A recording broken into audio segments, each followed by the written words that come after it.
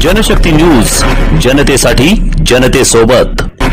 All India Majlis Ittehadul Muslimeen पक्षाला सोलापूर शहरात मोठा धक्का बसला आहे। पक्षाचे शहर जिल्हाध्यक्ष हाजी फारुख शाब्दी यांनी अचानक राजीनामा दिला असून हे पाऊल महानगरपालिकेच्या उंबरठ्यावर असलेल्या निवडणुकीसाठी पक्षाला कठीण प्रसंगात टाकण्याचे संकेत आहेत। नामनिर्देशन पत्र भरण्यासाठी केवळ 2 दिवस बाकी असताना हा राजीनामा पक्षातील इच्छुक उमेदवार आणि त्यांच्या समर्थकांसमोर एक मोठा पेच निर्माण करणारा ठरला आहे। शाब्दी यांनी राजीनामा दिला असला तरी ते कोणत्या पक्षात प्रवेश करणार हे अद्याप स्पष्ट झालेले नाही। मात्र पक्षांतर्गत वाढत असलेल्या कलहाने एमआयएमची सोलापूरमधील पकड धोक्यात आली असल्याचे चित्र दिसत आहे।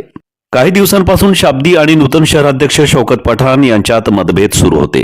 काँग्रेसमधून एआयएमआयएम मध्ये आलेल्या पठाण यांना शहराध्यक्षपद मिळाल्यापासून पक्षांतर्गत तणाव वाढला होता। शाब्दी यांच्या लोकप्रियतेला आव्हान देणारी ही नियुक्ती असल्याचे समर्थकांचे मत आहे। मागील विधानसभा निवडणुकीत शाब्दींनी 65,000 मते मिळवून दुसऱ्या क्रमांकावर येऊन पक्षाची ताकद दाखवली होती। मुस्लिम समाजात त्यांची पकड घट्ट असल्याने ते पक्षाचे प्रमुख चेहरा ठरले होते। मात्र आता राजीनाम्यामुळे त्यांच्या समर्थकांमध्ये असंतोषाची लाट उसळली असून तिकीट वाटपाच्या मुद्द्यावरून नाराजी व्यक्त होत आहे। राजीनाम्याचे खरे कारण अद्याप जाहीर झाले नसले तरी तिकीट वाटपाच्या वादातून हा निर्णय घेतला गेल्याचा अंदाज वर्तवला जात आहे। शाब्दी यांच्या राजीनाम्यानंतर आता त्यांच्या समर्थकांना महानगरपालिका निवडणुकीत पुरेसे तिकीट मिळण्याची शक्यता कमी झाल्याने नाराजी वाढली आहे। यामुळे शाब्दी गटातील अनेक नेते आणि कार्यकर्ते पक्ष सोडण्याच्या तयारीत असल्याची माहिती मिळत आहे। हा कलह केवळ वैयक्तिक नसून पक्षाच्या रणनीतीशी निगडीत आहे। सोलापूर सारख्या शहरात मुस्लिम मतांचे विखुरले जाणे एआयएमआयएम साठी घातक ठरू शकते। महानगरपालिकेची निवडणूक तोंडावर असताना हा राजीनामा पक्षाला कमकुवत करणारा ठरला आहे। शाब्दी यांच्या 65,000 मतांच्या जनाधारावर अवलंबून असलेल्या पक्षाला आता तो कायम राहील का असा प्रश्न उपस्थित झाला आहे।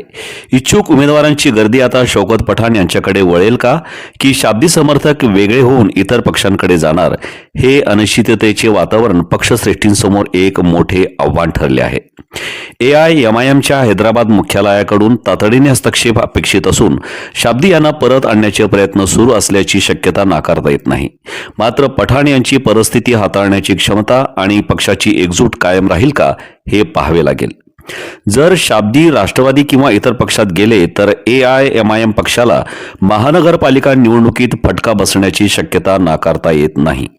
याबाबत पक्षातील नेत्यांकडून अद्याप अधिकृत प्रतिक्रिया मिळालेली नाही, पण हा मुद्दा निवडणुकीपूर्वीच्या राजकीय चर्चेचा केंद्रबिंदू ठरला आहे। आता यापुढे शाब्दी कोणता निर्णय घेतात याकडे सर्वांच्या नजरा लागल्या आहेत। विशेषतः शाब्दी राष्ट्रवादी काँग्रेसमध्ये गेल्यास त्या पक्षात आधीच फारुख शाब्दी यांचे कट्टर राजकीय प्रतिस्पर्धी तौफिक पैलवान यांची एंट्री झालेली आहे।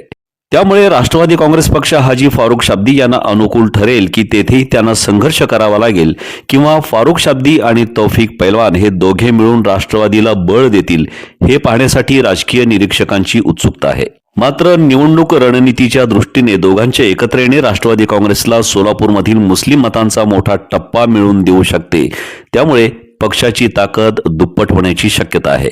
आता येणाऱ्या काही तासातच शाब्दी यांचा पुढचा निर्णय स्पष्ट होईल, ज्यामुळे सोलापूरच्या महानगरपालिका निवडणुकीचे चित्र पूर्णपणे बदलू शकते। पाहत रहा जनशक्ती न्यूज, जनतेसाठी जनतेसोबत।